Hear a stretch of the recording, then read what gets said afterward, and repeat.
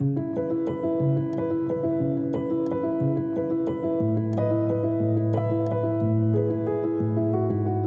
Jade, aujourd'hui vous allez nous raconter une étape importante de votre vie, l'installation en couple. Et comment vous avez géré tout ça côté finances. Selon vous, sur quoi repose une installation à deux réussie ?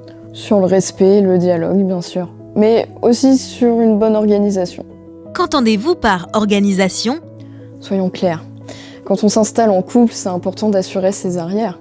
Comme dit ma mère, vivre ensemble c'est un pari avant tout. Quel a été le premier pilier de votre organisation à deux ? J'avais l'appartement le plus grand et le mieux placé. Mon copain a donc fait ses cartons et a ramené ses affaires chez moi. Mais il fallait que ça devienne notre chez nous. Alors pour que ce soit officiel, on a fait un avenant au bail. Comme ça, il devenait aussi locataire et avait les mêmes droits que moi sur le logement. C'était peut-être aussi une nécessité administrative ? Oui, bien sûr. On avait envie de démarrer notre vie de couple de manière équilibrée. Il a donc dû fournir des justificatifs de domicile à son employeur, son banquier, etc. Bail, électricité, internet, tout était à mon nom. En gros, on tenait à rester autonome, indépendant et surtout avoir les mêmes droits et les mêmes obligations. Et côté dépenses, avez-vous trouvé un équilibre ? Bon, on n'a pas les mêmes revenus, on ne pouvait donc pas se dire que chacun paie la moitié des dépenses, des charges quotidiennes, etc. Pour que ce soit équitable, on s'est dit que chacun devait participer, en proportion de ses revenus, à toutes les dépenses du couple.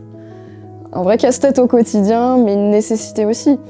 Le salaire le plus bas ne doit pas forcément financer les dépenses courantes, tandis que l'autre se concentrerait sur les investissements. Concrètement, comment avez-vous simplifié le paiement des dépenses ? On s'est renseigné auprès de la banque, elle nous a expliqué comment fonctionnait un compte joint, et on a décidé d'en ouvrir un. On peut le faire fonctionner comme si chacun était le seul titulaire, avec sa propre carte bancaire. Les paiements, donc les prélèvements, les virements, se font avec nos deux noms. En pratique, on a calculé un budget course mensuel, pareil pour le loyer, les charges communes, etc. On connaît nos dépenses. En fonction de nos revenus respectifs, chacun y verse ce qu'il faut pour payer tout ça collectivement. Puis, on a gardé nos comptes personnels pour pas tout mélanger. Mais d'autres solutions sont possibles, à chaque couple de choisir celle qui leur convient. Et si de nouvelles dépenses viennent en plus ? Alors, si ça concerne le logement ou notre vie à deux, chacun fait un virement complémentaire sur le compte joint et c'est réglé. C'est plus simple et ça nous permet de garder une autonomie financière et surtout de ne pas parler d'argent tout le temps. On paie notre part. Pour le reste, chacun gère son argent comme il l'entend.